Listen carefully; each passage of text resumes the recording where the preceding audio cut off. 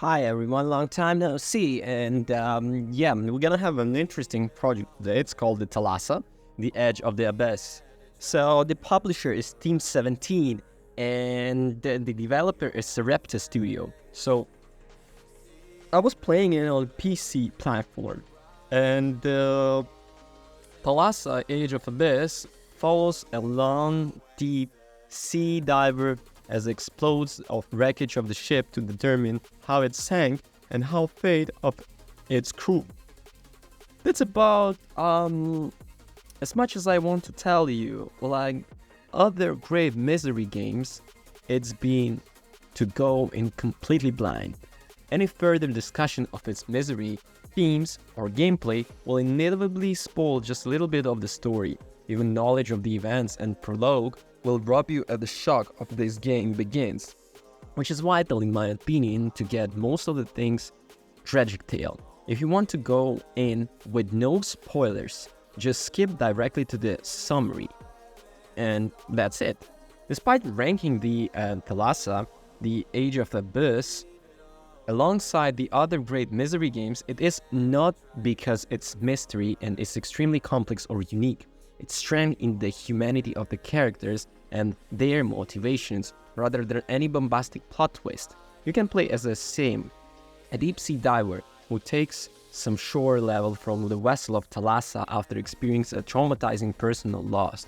During your leave, the Thalassa and its crew misery sink to the bottom of the ocean. So you and the only other surviving crew member, Bailey, set out to dive to the Thalassa's resting place to find out it sank and the fates of the crew on board. Really, it's about the managing the grief of the lost and the search for the closure. What makes Thalassa great is the gameplay integrates exploration and the misery solving with the teams to great effect, trying to expectations of the genre in with comes motivation.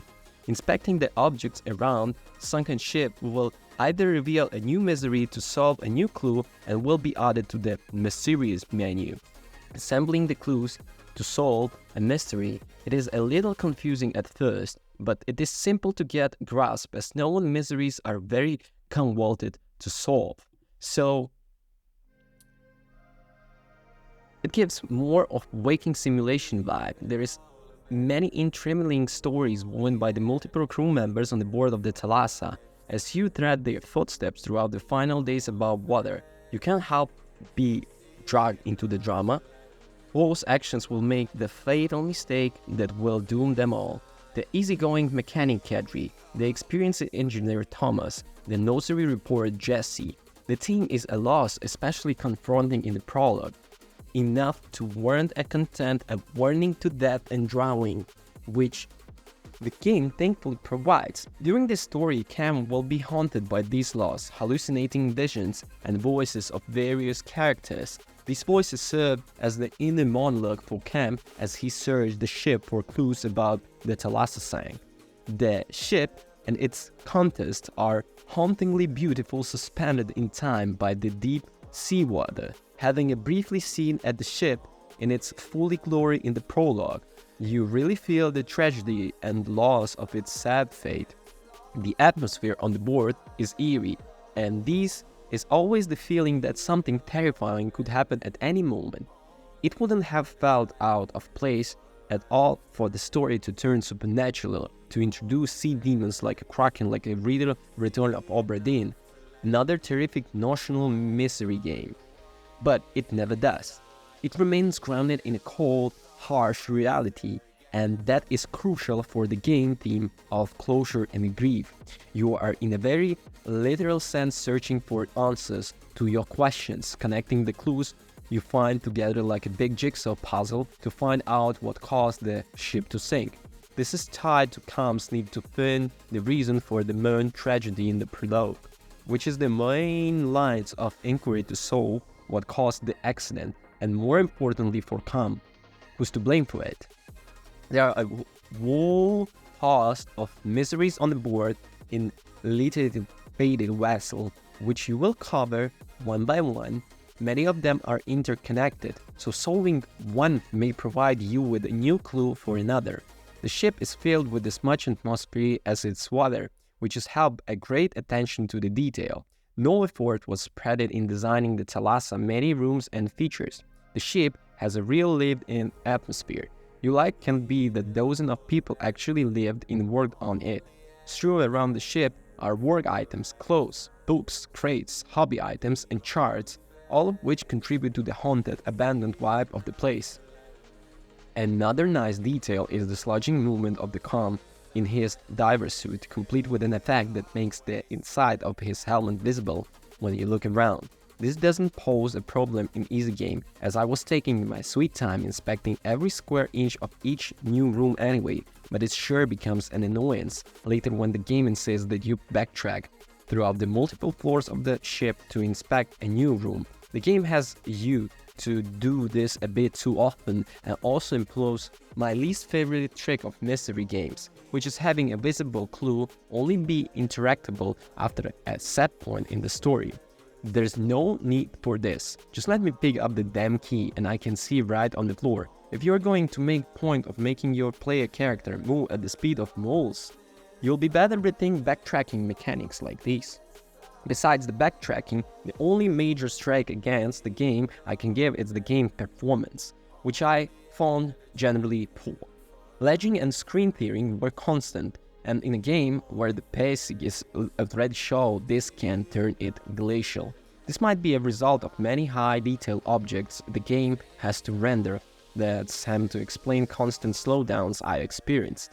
Turning down the graphical quality helped somewhat, but I didn't completely eliminate the problem. Even trying to open the map or switching menu tabs operated on the constant lag, and you have to check that damn map constantly.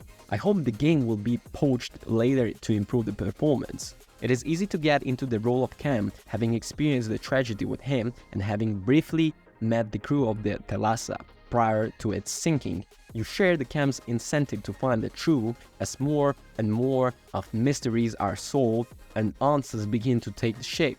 As an avid consumer of mystery stories and the games, I found that my expectations as the player were a twisted reflection of the Cam's.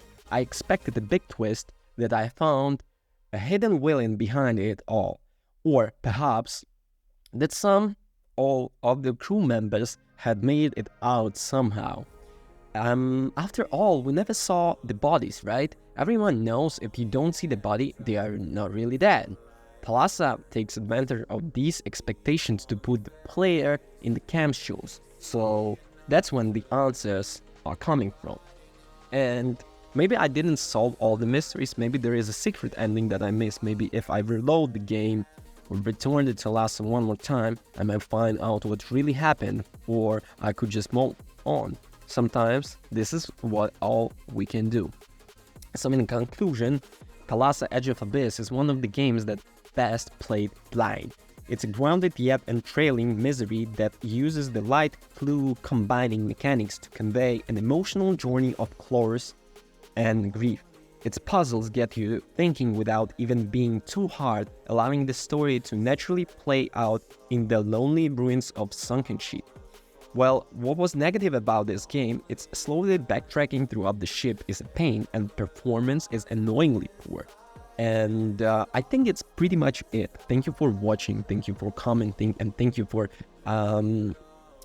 just being here. And you know what? I just want to say that Edge of Abyss tasks you with solving an incredibly engaging misery, as I said before, right?